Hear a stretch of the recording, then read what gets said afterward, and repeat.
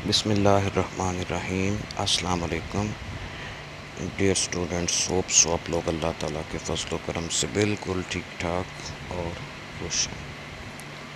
تو dear students, آج ہم اپنا next section 4.3 early development of Darwin's ideas of evolution, اس کے اندر ہم مینلی یہ ڈسکس کریں گے کہ تھیوری آف ایوولوشن بنانے کے اندر اور اس کی سپورٹ کے اندر ڈارون نے کون کون سے بڑے شواہد یا ثبوت پیش کیے۔ اللہ کا نام لے کے اس کو سٹارٹ کرتے ہیں۔ تو بیٹے، جو ڈارون کی تھیوری ہے، جس کو theory of evolution by natural selection بھی کہا جاتا ہے، تو یہ تھیوری بنانے کے لیے اس کو کئی سال پوری دنیا کا سفر، لٹرلی پوری دنیا کا چکر لگانا پڑا 5 سال کے اندر۔ واپس آ کے اتنا ہی ٹائم اس نے سوچنے پہ، اپنا ڈیٹا جو را فارم کے اندر اکٹھا کیا تھا اس کو آرگنائز اور ٹیبولیٹڈ فارم کے اندر کرنے، اور اس کے بعد جتنے اس نے اپنے لاگز لکھے تھے ان لاگز سے آگے پھر فائنڈنگز نکالنے میں، یعنی کہ جو چیزیں اس نے دیکھی تھی اور اسٹڈی کی تھی ان کو آپس میں کمپیئر کیا، دنیا کے ڈفرینٹ علاقوں کے اندر کیسے جانور کیسے ہوتے ہیں، جہاں پہ سیم ہے تو سیم کیوں ہے، اور جہاں پہ ڈفرینٹ ہیں تو ڈفرینٹ کیوں ہیں۔ یعنی کہ بہت ساری چیزیں، بہت سارے کویسچنز، جس کا جواب اس نے خود ڈھونڈا۔ اس کے اندر اس کو باہر سے بھی سپورٹ آئی، یعنی کہ کئی سائنٹسٹ تھے اس دور کے جنہوں نے اس کی مدد کی، اور اس نے آخرکار اپنی جو تھیوری ہے وہ فارمولیٹ کر لی۔ تو اس تھیوری کے اندر اس نے لامارک والی غلطی نہیں کی، اس نے اس سے بہت سبق سیکھا۔ لامارک کی غلطی یہ تھی کہ اس نے تھیوری تو بہت اچھی پریزنٹ کی، لیکن تھیوری میں بتایا ہوا پروسیس جو تھا وہ کس میکانزم کے تحت چلتا تھا، اس کے پیچھے لاجک کیا بنتا تھا، اس کا آنسر لامارک نہیں دے سکا۔ تھیوری اس کی ٹھیک تھی، واقعی ٹائم کے ساتھ چینج آتا ہے، اور یوز اینڈ ڈس یوز آف آرگن والی بات بھی ٹھیک ہے، لیکن ایکچول پروسیس کیا تھا وہ اس بیچارے کو نہیں پتا تھا، اس وجہ سے اس کو کافی پستی برداشت کرنی پڑی۔ تو جن بچوں نے پہلے ایف ایس سی کے اندر بایو پڑھی ہے، اس میں بھی ایک ایوولوشن والا چیپٹر تھا، اس کے سٹارٹ کے اندر ڈفرینٹ سائنٹسٹ تھے، ان کا 1 لائن میں انٹروڈکشن تھا۔ ان میں سے کافی سارے سائنٹسٹ ہیں، ان کے نام یہاں پہ دوبارہ آئیں گے اور ہم ان کے کارنامے تھوڑا ڈیٹیل میں پڑھیں گے۔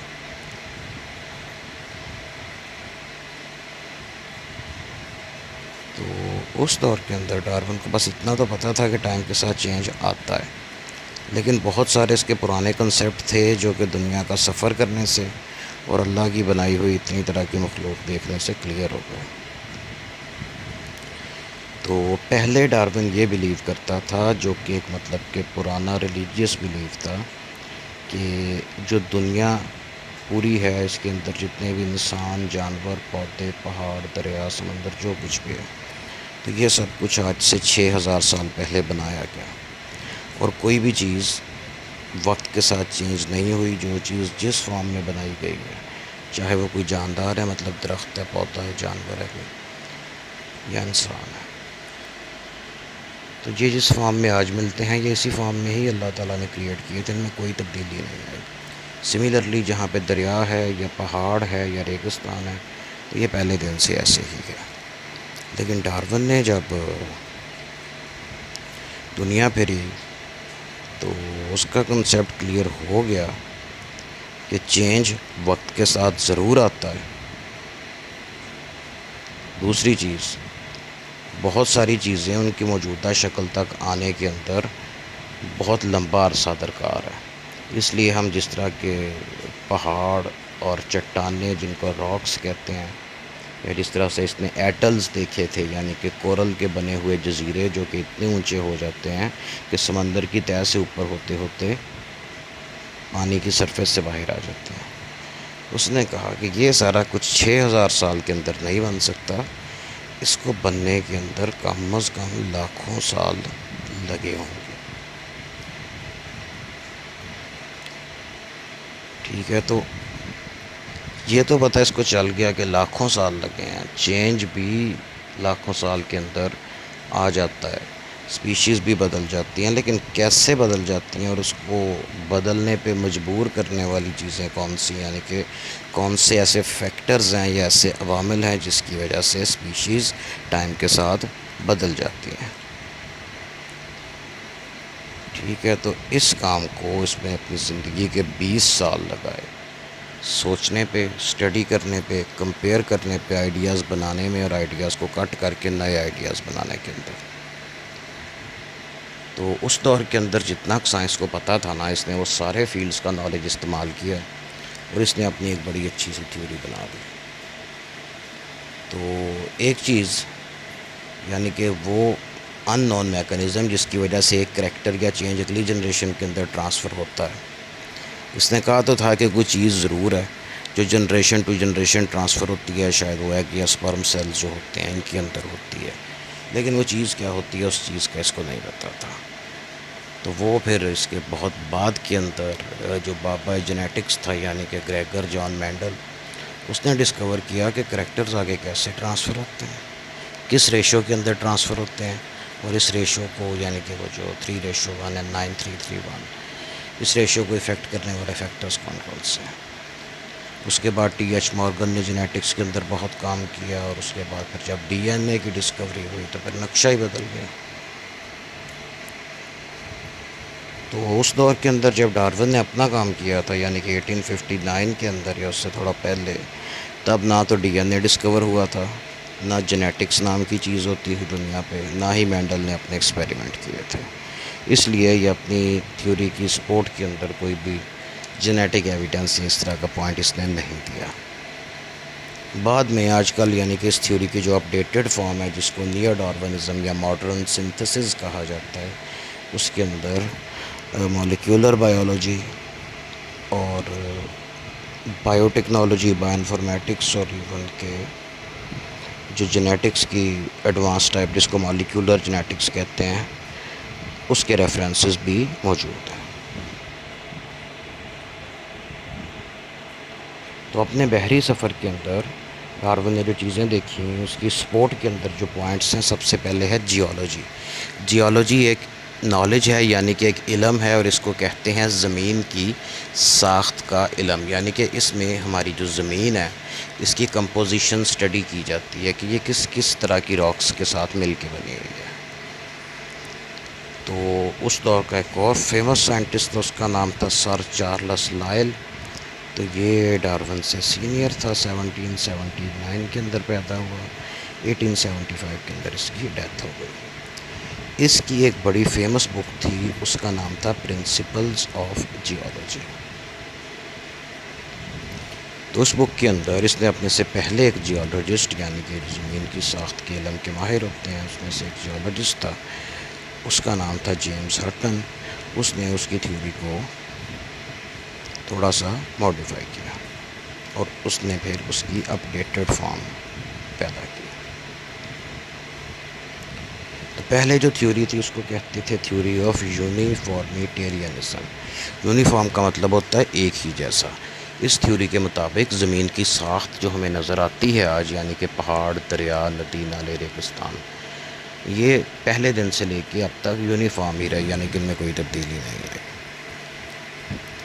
لیکن چارلس لائل نے اس تھیوری کو تھوڑا سا ماڈیفائی کیا۔ اس نے کہا کہ جو فورسز آف ونڈ ہے یعنی کہ ہوا، بارش، دریا، آتش فشاں، جیولوجیکل اپ لفٹ یعنی کہ جو پلیٹ ٹیکٹونکس وغیرہ، لینڈ سلائڈنگ، زلزلے، اس کی وجہ سے زمین جو جیسی آج کل ہمیں نظر آتی ہے ان سب چیزوں سے ہو کے بنی ہے۔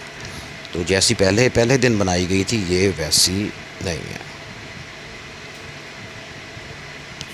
ٹھیک ہے، تو ان دونوں نے مل کے جو تھیوری پیش کی، اس تھیوری کے مطابق یہی جو نیچرل فورسز یعنی کہ لگاتار چلنے والی ہوا، بارش دریا جہاں پہ چلتا ہے زمین کو کاٹتا جاتا ہے، زمین کی ساخت بدل دیتا ہے، اور آتش فشاں پہاڑ جو پھٹتے ہیں، لینڈ سلائڈنگ، زلزلے، ان کی وجہ سے آہستہ آہستہ آہستہ زمین کی جو شکل و صورت ہے وہ چینج ہوتی جاتی ہے۔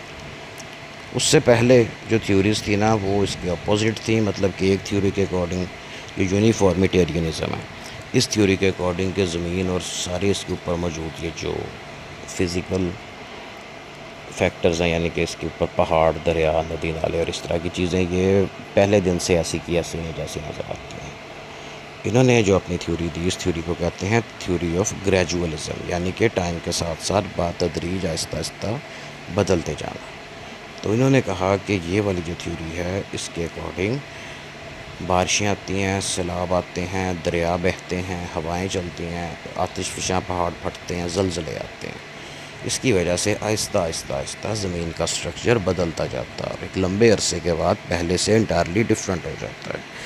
اس سے پہلے نا ایک اور تھیوری تھی، اس کو کہتے ہیں تھیوری آف کیٹاسٹرافزم۔ تو اس تھیوری کے اکارڈنگ جو زمین کی شکل و صورت آج کل ہمیں نظر آتی ہے یہ بنی ہے نیچرل ڈیزاسٹر یعنی کہ کیٹاسٹرافز کی وجہ سے، یعنی کہ ایک دم سے کوئی بہت شدید سیلاب آیا اور اس نے مطلب کہ رستے میں موجود ہر چیز بہا دی، سڈنلی کوئی اتنا بڑا زلزلہ آیا کہ اس نے زمین وہاں سے پھاڑ دی، یا دو پلیٹس آپس میں مل کے وہاں پہ ان کے کنارے اونچے ہو گئے، وہاں پہ پہاڑی سلسلہ بن گیا۔ مطلب کہ اس نے کہا کہ بہت بڑے بڑے اس طرح کے ایونٹس ہوئے جس کی وجہ سے زمین کی ساخت بدلتی گئی۔ لیکن جو چارلس لائل تھا اور جیمز ہٹن تھا، انہوں نے کہا ایسے نہیں ہے کہ ایک دم سے اتنے بڑے بڑے ایونٹ ہوں اور اس سے زمین کی ساخت بدل جائے۔ انہوں نے کہا کہ زمین چونکہ لاکھوں سال پرانی ہے، اس لیے آہستہ آہستہ آہستہ چیزوں پہ اثر ہوتا ہے انوائرمنٹل فورسز کا، اور ان کی آہستہ آہستہ شیپ بدل جاتی ہے۔ آپ بچوں کو سمجھانے کے لیے آسان اگزامپل کہ جو پتھر چشمے کے اندر ہوتے ہیں، پانی میں پڑے ہوتے ہیں، آپ نے دیکھا ہوگا کہ وہ ٹائم کے ساتھ ساتھ بالکل گول ہو جاتے ہیں، کیونکہ اس کے اوپر پانی فرکشن کی فورس یعنی کہ اس کو رگڑ لگاتا ہے اور آہستہ آہستہ چلتا جاتا ہے۔ پتھر سخت ہوتا ہے، پانی سافٹ ہے، لیکوڈ ہے، لیکن سالوں سال جب یہ کام چلتا جاتا ہے تو آہستہ آہستہ وہ جو پتھر ہوتے ہیں وہ اپنی پوائنٹڈ شیپ چھوڑ کے گھس کے بالکل گول شیپ کے ہو جاتے ہیں، انڈے کی طرح کے۔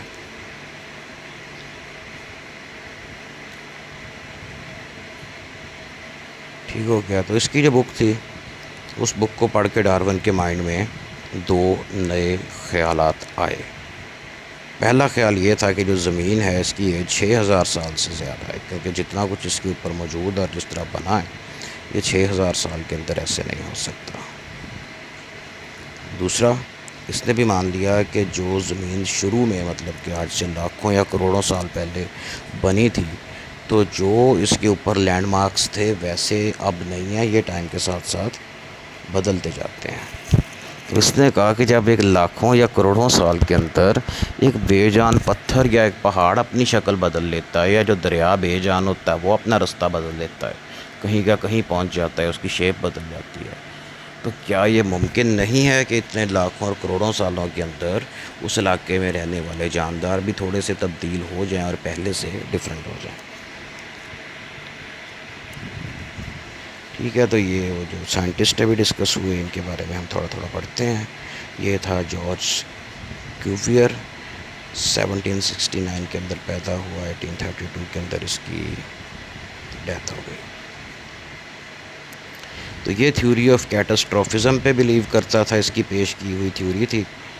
تو اس نے اس تھیوری کے اندر باقی سبھی جو مطلب کہ اس دور کے دوسرے سائنٹسٹ کی تھیوری تھی ان کا سب کا اپوزٹ کہا۔ اس نے کہا کہ زمین بڑی شدید قسم کی قدرتی آفات کی وجہ سے اس کی جو موجودہ شکل و صورت ہے وہ بنی ہے۔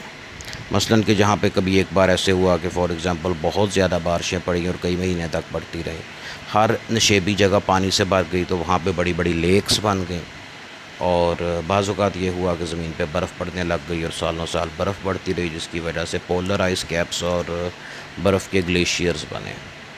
تو یا یہ کہتا ہے کہ بعض اوقات یہ ہوا کہ والکینوز پھٹے، اتنے پھٹے کہ سمندر کے اندر یا کئی جگہ پہ پورے پورے جزیرے بن گئے ان کی وجہ سے۔ تو اور بعض اوقات کئی دفعہ زلزلہ اتنا شدید آیا کہ کئی جگہ سے مطلب کہ زمین وہاں سے پھٹ گئی اور وہاں پہ گہرے قسم کے کھڈ اور دراڑیں وغیرہ بن گئی زمین میں. کئی جگہ سے زمین کی دو پرتیں آپس میں ٹکرا کے مطلب ان کے کنارے اوپر کو اٹھ گئے اور وہاں پہ نئے نئے پہاڑی سلسلے بن گئے. تو یہ تھی تھیوری آف کیٹاسٹروفزم. تو یہ کسی قسم کی ایوولوشن کے اوپر بلیو نہیں کرتا تھا. یہ کہتا تھا کہ جو جانور جس شکل میں ہمیں نظر آتے ہیں یہ اسی شکل میں پیدا کیے گئے ہیں. کوئی بھی جانور ٹائم کے ساتھ دوسری فارم کے اندر کنورٹ نہیں ہوتا. اور جو فاسلز نکلتے تھے مطلب کہ اس طرح کے ڈھانچے جو زمین سے نکلتے ہیں پرانے جانوروں کے، ان کے بارے میں اس کا خیال تھا کہ یہ وہ والے جانور ہیں جو کہ ٹائم کے ساتھ ایکسٹنکٹ ہو گئے ہیں. کہ فار ایگزامپل اگر اس نے ڈائناسور کا ڈھانچہ دیکھا ہے تو یہ وہ دیکھ کے کہے گا کہ ڈائناسور پہلے پائے جاتے تھے لیکن کسی وجہ سے ایکسٹنکٹ ہو گئے. اور ہر جگہ پہ جو وجہ یہ بتاتا تھا وہ یہ تھی کہ نیچرل کیٹاسٹرافی، یعنی کہ سیلاب آ گیا، زلزلہ آ گیا، آتش فشاں پھٹ پڑے یا کوئی اس طرح کی مصیبت اور آئی جس کی وجہ سے نہ وہ جانور یا پودے ایکسٹنکٹ ہو گئے.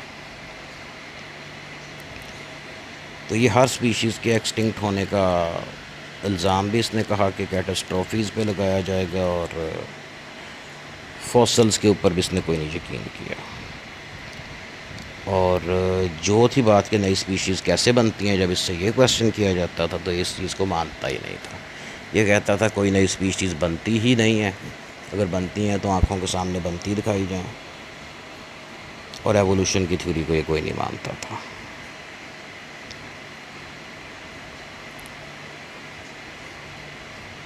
ٹھیک ہو گیا. تو یہ بھی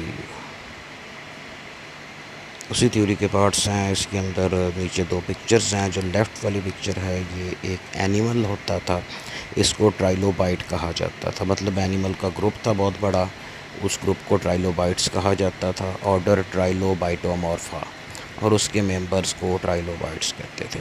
تو یہ چھوٹے بڑے اس طرح کے کئی ٹانگوں یا ٹینٹیکلز والے کئی سمیٹ سپیشیز تھے. تو یہ آج کل کی انفارمیشن کے مطابق، جو ہمیں آج کل جتنی نالج ہے اس کے مطابق یہ ہے کہ آج سے کروڑوں سال پہلے پائے جاتے تھے. جبکہ کیوبیئر کا اس طرح کے فاسلز کے بارے میں خیال تھا کہ یہ زیادہ پرانے نہیں ہیں، بس یہ وہ جانور ہیں جو پاسٹ کے اندر کسی سیلاب وغیرہ کی وجہ سے ایکسٹنکٹ ہو گئے.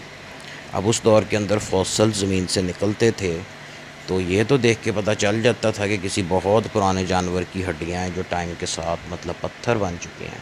لیکن پتر اس دور کے اندر کوئی بھی اس طرح کا میتھڈ نہیں تھا جو فاسل کی ایگزیکٹ ایج کا پتہ کر سکے. یعنی کہ جو ریڈیو کاربن ڈیٹنگ میتھڈز تھے نا، یہ تب نہیں ہوتے تھے، اس لیے بس ایزمپشنز ہی تھیں.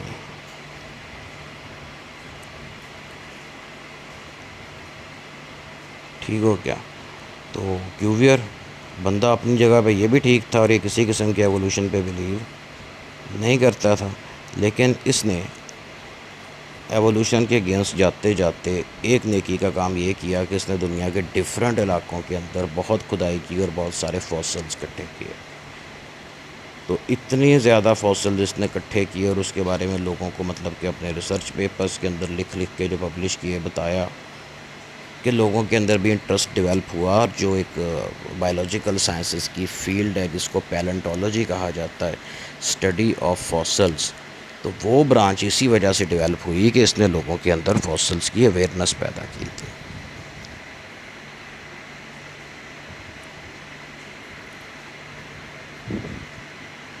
ٹھیک ہو گیا. یہ ہے جیمز ہٹن، جس نے تھیوری آف ارتھ کے نام سے بک لکھی تھی، 4 والیوم تھے اس کے. اور اس نے گریجولزم کا نظریہ پیش کیا تھا، یعنی کہ جو زمین کی شکل ہمیں نظر آتی ہے یہ کوئی بہت بڑی بڑی قدرتی آفات کی وجہ سے نہیں. یہ مطلب جو بالکل ریگولر چیزیں ہوتی ہیں، مطلب کہ اس طرح تھوڑی بہت بارش ہو جاتی ہے، تھوڑی تھوڑی ہوا چلتی رہتی ہے، کبھی ریئرلی طوفان آ جاتا ہے، ٹھیک ہے، گرمی سردی مکینیکل ویدرنگ کی وجہ سے، یہ ان سب چیزوں کی وجہ سے آہستہ آہستہ آہستہ آہستہ زمین کی سرفیس اور اس میں موجود سٹرکچرز کے اوپر چینج آتا ہے. اس کام میں ایک بہت لمبا عرصہ لگتا ہے. ٹھیک ہے. انہوں نے اس کی اگزامپل دی ہے ایروژن بائی ریور، یعنی کہ دریا جو زمین کو کاٹتا ہے، زمین کا کٹاؤ. یہ چارلس لائل ہے، اس کا پہلے ذکر ہوا. چارلس لائل کی جو فیمس بک تھی پرنسپلز آف جیولوجی تھی. اس نے بتایا کہ جو زمین ہے یہ بہت زیادہ پرانی ہے، اور جو لائل کی تھیوری تھی وہ تھی یونیفارمیٹیرینزم. ٹھیک ہے، کیٹاسٹروفزم کی تھیوری کو اس نے نگلیکٹ کر دیا تھا، اور اس نے جو اپنی تھیوری تھی، تھیوری آف یونیفارمیٹیرینزم، اس کو جیمز ہٹن کے ساتھ مل کے گریجولزم کے اندر تبدیل کر لیا تھا، اور اس پہ پھر بلیو کرنا شروع کر دیا تھا. تو ڈارون نے اس کی بک سے کافی فائدہ اٹھایا، اور اس نے کینری آئی لینڈز کے اوپر جو والکینک راکس دیکھیں، یعنی کہ جو لاوے کے ٹھنڈے ہونے سے بننے والی چٹانیں دیکھیں، ان کی اسٹڈی کرنے میں ڈارون کو سر چارلس لائل کی بک سے بہت زیادہ ہیلپ ملی. یہ سر چارلس لائل کی بک ہے، 3 والیم تھے اس کے. اس کا نام تھا پرنسپلز آف جیولوجی. یہ اس کے فرسٹ ایڈیشن کی پکچر ہے. والیم 1، والیم 2 اور والیم 3 آپ کے سامنے بنے ہوئے ہیں. اس کے اندر آپ دیکھیں کہ سب سے لیفٹ والا جو والیم 1 ہے، اس کے اوپر والکینو یعنی کہ آتش فشاں پہاڑ دکھایا گیا ہے. والیم 2 کے اوپر ایک اینیمل جو کہ جس کو رینڈیئر کہتے ہیں، اس کا اسکیلیٹنائزڈ فاسل دکھایا گیا ہے، اور پیچھے مطلب کہ برفانی پہاڑی علاقہ سے دکھایا گیا ہے. اور جو اس کا والیم 3 ہے، اس کے اوپر جو فائلم مولسکا یعنی کہ سی شیلز ہوتے ہیں، ان کے فاسلز دکھائے گئے ہیں. یعنی کہ یہ پکچرز ان ٹاپکس کو شو کرتی ہیں جو کہ ان بکس کے اندر ڈسکس کیے گئے ہیں. ٹھیک ہے، تو اس کے اندر جیولوجی ہو گیا. اگلا ایویڈنس آتا ہے فاسل ایویڈنس. تو جب Darwin H M S Beagle پہ بیٹھ کے ساؤتھ امریکہ پہنچ گیا، تو اس نے ارجنٹینا کے جو گھاس کے میدان، ان کو پیمپاس کہا جاتا ہے، وہاں پہ اس کو پتہ چلا کہ یہاں سے فاسلز وغیرہ مطلب کہ اکثر لوگوں کو نکلتے رہتے ہیں. تو اس نے وہاں پہ جو ڈرائی ریور بیڈ تھا، یعنی کہ سوکھا ہوا دریا، اس میں جا کے کھدائی کرنی شروع کر دی، اور اس کو وہاں سے کافی سارے فاسلز ملے. سب سے پہلے کہ اس نے ہپوپوٹیمس یعنی کہ دریائی گھوڑے سے ملتے جلتے ایک جانور کے اسکیلٹن کو نکالا، جو کہ اب نہیں پایا جاتا، ایکسٹنکٹ ہو گیا ہوا ہے.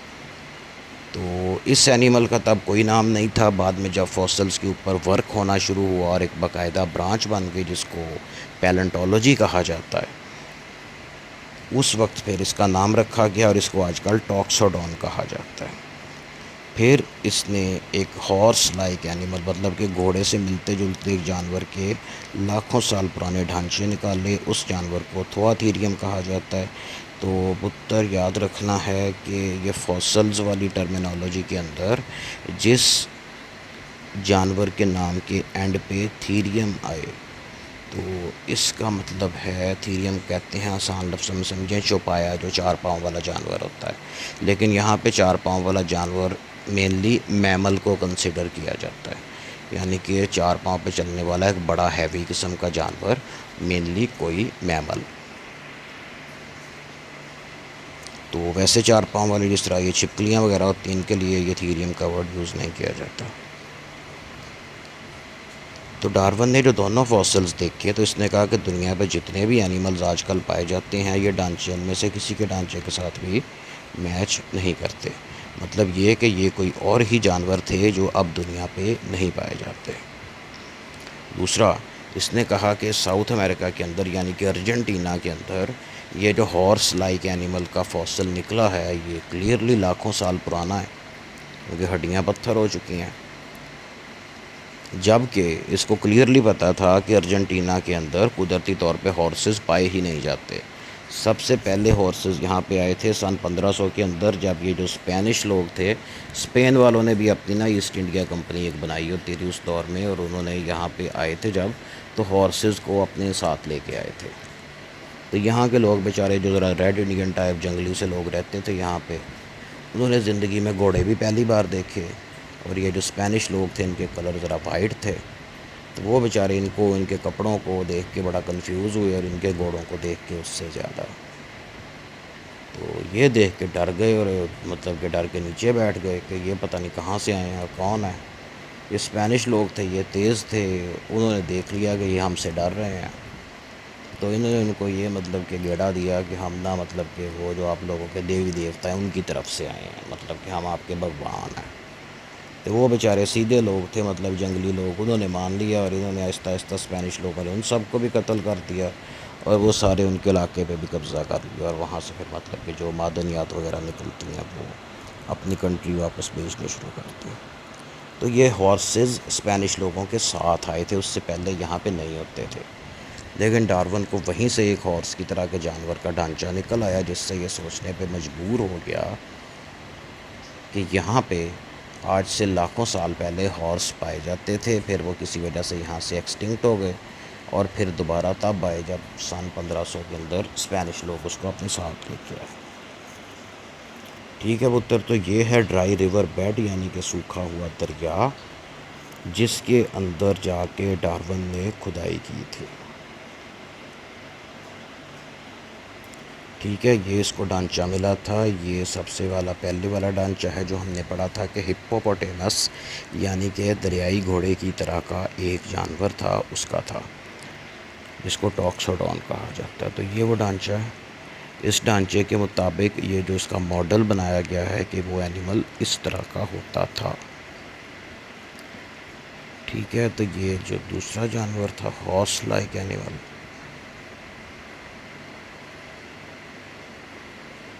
ٹھیک ہے، یہ وہ ہے، اس کو تھواتھیریم کہتے ہیں۔ تو یہ اوپر اس کا ڈھانچہ بنا ہوا ہے، اور اس ڈھانچے کے مطابق جو اس کا ماڈل بنتا ہے، یعنی کہ اس کی جو مطلب ریئل فارم بنتی ہے وہ اس طرح کی بنتی ہے۔ اب یہ ہارس لائک اینیمل ہے، اب یہ دیکھیں کہ یہ کافی چیزیں اس کی ہارس سے ڈیفرنٹ ہیں۔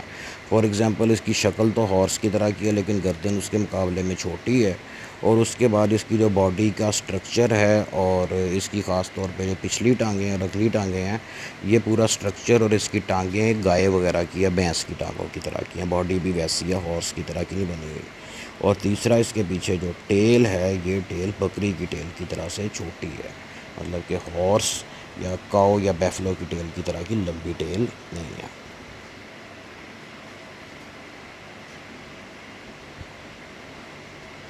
ٹھیک ہو گیا، تو فوسل سے اس نے اندازہ لگا لیا کہ یہاں پہ پہلے بھی ہارسز ہوتے تھے۔ اس کے علاوہ اس نے یہاں پہ دیکھے دو بہت بڑے سائز کے اینیملز کے فوسلز، ایک تھا جائنٹ آرماڈیلو اور ایک تھا جائنٹ سلوتھ۔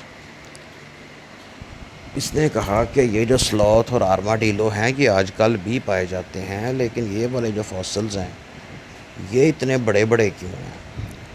یہ کویسچن تھا۔ یعنی کہ جو آرماڈیلو ہوتا ہے بیٹے، یہ ایک جانور ہوتا ہے، آگے اس کی پکچر بھی آئے گی، اس کے اوپر نا مطلب کہ سخت قسم کا ایک ایکسوسکیلٹن سا ہوتا ہے، پلیٹس کا بنا ہوا، تو جب اس کو کوئی چھیڑے تو گول ہو جاتا ہے، اپنا منہ وغیرہ اپنی مطلب ٹانگوں کے اندر لے لیتا ہے، تو وہ جو ہوتی ہیں نا اس کے اوپر پلیٹس وہ کافی زیادہ سخت ہوتی ہیں، مطلب کہ اتنی سخت ہوتی ہیں کہ کوئی شکاری جانور اس کو دانتوں سے کاٹ نہیں سکتا، اور یہ پسٹل وغیرہ کی گولی بھی اگر اس کو ماریں تو وہ مطلب اس کو لگ کے ادھر ادھر ڈیفلیکٹ ہو جاتی ہے، اس کے اندر نہیں سوراخ کرتی۔ تو اس کا جو آج کل مطلب جو پایا جاتا ہے نا آرماڈیلو، اس کا سائز ہوتا ہے ایک میڈیم سائز کا جو ڈاگ ہوتا ہے اتنا، میکسیمم اتنا، مطلب کہ جو بہت اونچا ڈاگ نہیں ہے، جس طرح کہ جو روسی کتا وائٹ چھوٹا ڈاگ نہیں ہوتا لمبے بالوں والا، تقریباً اتنا۔ لیکن جو یہ ڈارون نے دیکھا تھا وہ اتنا بڑا تھا جتنی مطلب کہ ایک چھوٹی کار ہوتی ہے، اس کو ہیش بیک کار، مطلب یہ جس طرح سے سزوکی مہران یا اس شیپ کی جو کارز ہوتی نا چھوٹی والی، اس نے اتنے بڑے بڑے آرماڈیلو کے فاسلز دیکھے۔ تو اس نے کہا کہ اس کا مطلب یہ ہے کہ پاسٹ کے اندر اس طرح کے بڑے جانور ہوتے تھے، کسی وجہ سے ایکسٹنکٹ ہو گئے، یا وہ بڑے سائز سے چھوٹے سائز کے آرماڈیلو کے اندر چینج ہو گئے۔ سملرلی ایک سلوتھ ہوتا ہے، ایک بالوسے کی طرح کا جانور ہوتا ہے، اس کے لمبے لمبے بازو ہوتے ہیں، تو یہ دنیا کے سست ترین جانوروں میں سے ایک ہے، اور ہے تو یہ میمل، لیکن یہ انتہائی سست ہوتا ہے۔ تو آج کل کے جو سلوتھ ہوتے ہیں یہ مطلب کہ جس طرح بندر ہوتا ہے اتنے سائز کے، تھوڑے بڑے بندر کے سائز کے ہوتے ہیں، لیکن جو ڈارون نے دیکھے تھے وہ آج کل والوں سے کوئی 3-4 گنا زیادہ بڑے تھے۔ ابھی نا یہ ان کے فاسلز ہیں، یہ دیکھیں، اس میں سے جو بی والی پکچر ہے نا پتر، رائٹ سائڈ والی، یہ ایک ماڈرن سلوتھ ہے، یعنی کہ جو آج کل پایا جاتا ہے۔ تو اس کی انگلیوں کے آگے دیکھیں لمبے لمبے نیلز ہیں، تو یہ درخت پہ پھنسا کے اس سے درخت کے اوپر چڑھتا اور اترتا ہے۔ تو یہ اتنا سست جانور ہے، اتنا سست جانور ہے کہ مطلب کہ جتنی ایک عام سڑک ہوتی ہے، اگر اس کو وہ پار کرنی پڑے تو یہ وہ پار کرنے کے اندر ہی کوئی آدھا گھنٹہ لگا دے گا۔ مطلب کہ 2 قدم چلے گا، بیٹھ کے سانس لے گا، پھر 2 قدم چلے گا، پھر 15 منٹ سانس لے گا، ہو سکتا ہے وہیں لیٹ کے سو جائے۔ مطلب کہ یہ سست بھی ہے، اور مطلب کہ اس حساب سے اس کو عقل بھی کم ہی ہوتی ہے۔ اور یہ نہاتا بھی کوئی نہیں، یعنی کہ مطلب باقی جانور نہا لیتے ہیں کبھی نہ کبھی، یہ کوئی نہیں نہاتا، اور ایک جگہ پہ اتنی اتنی دیر پڑا رہتا ہے کہ اس کی جو فار ہوتی ہے نا، اس کے اوپر وہ جو گرین کلر کی کائی ہوتی ہے وہ اگ جاتی ہے۔ اچھا، تو یہاں پہ جو لیفٹ والی پکچر ہے جس کے اوپر اے لکھا ہوا ہے، یہ وہ فوسل ہے جو ڈارون نے دیکھا تھا، تو اس کو جائنٹ سلوتھ کہتے ہیں۔ نیچے جو اس کی ڈیٹیل لکھی ہے پڑھ لیتے ہیں کہ چارلس ڈارون نے جائنٹ سلوتھ جو کہ ساؤتھ امریکہ کے اندر پائے جاتے تھے، اس کا ایویڈنس فوسل کی فارم کے اندر دیکھا۔ تو جو جائنٹ سلوتھ تھے یہ آج سے تقریباً 10,000 سال پہلے پائے جاتے تھے، اور ان کا جو وزن ہوتا تھا وہ 1 ٹن یعنی کہ 1000 کلو گرام سے زیادہ ہوتا تھا۔ اب 1000 کلو کا جانور، یہ جو آج کل والے چھوٹے سلوتھ ہیں، اس کی طرح سے درخت کے اوپر نہیں چڑھ سکتا۔ پہلی بات تو یہ کہ اس کا ویٹ اتنا زیادہ ہے کہ اتنا ویٹ لے کے درخت کے اوپر چڑھا ہی نہیں جا سکتا، اور دوسرا اگر وہ کسی طرح سے چڑھ بھی گیا تو درخت ٹوٹ جائے گا کیونکہ اتنا زیادہ اس کے اوپر وزن پڑ گیا۔ تو اس لیے ان کے بارے میں یہ کہا جاتا ہے کہ یہ زمین پر ہی رہتے تھے۔ اس کے علاوہ بیٹا، یہ آج سے میرا خیال 2 سال پہلے کی بات ہے، سائنٹسٹ نے نا مطلب کہ یہ میکسیکو وغیرہ کے اندر یہ جائنٹ سلوتھ کے بنائے ہوئے ٹنل، یعنی کہ یہ جو پکے پتھر کا بنا ہوا پہاڑ ہوتا ہے، مطلب کہ سخت والی راکس، ان کے آگے جو پنجوں کے ناخن لگے اتنے پکے تھے کہ اس سے وہ پتھروں کو کھرچ کھرچ کے اس کے اندر سرنگیں بنا لیتے تھے، اور اس کے اندر یہ رہا کرتے تھے۔ تو ویٹ کمپیریزن یہ کہ آج کل کے جو ماڈرن سلوتھ ہیں کولیوپس جینس کے، اس کا وزن یہ جو بی والی پکچر کے اندر بنایا 4.5 kg ہوتا ہے، مثلا 4.5 kg، اور جو پرانے زمانے میں اس کے بڑے والے ریلیٹیوز تھے وہ 1000 کلو گرام کے ہوتے تھے۔ تو کسی وجہ سے یہ ایکسٹنکٹ ہو گئے، جبکہ ڈارون اس بات پہ بضد تھا کہ انوائرمنٹ انفیوریبل ہونے کی وجہ سے جو بڑے والے سلوتھ اور بڑے والے آرماڈیلو تھے وہ آہستہ آہستہ آہستہ سائز میں چھوٹے ہو گئے۔ تو بک کے اندر یہ جائنٹ سلوتھ کی پکچر تو ہے، جائنٹ آرماڈیلو کی پکچر نہیں تھی، تو وہ انشاءاللہ میں آپ کو لیکچر کے ساتھ یہ سینڈ کر دوں گا۔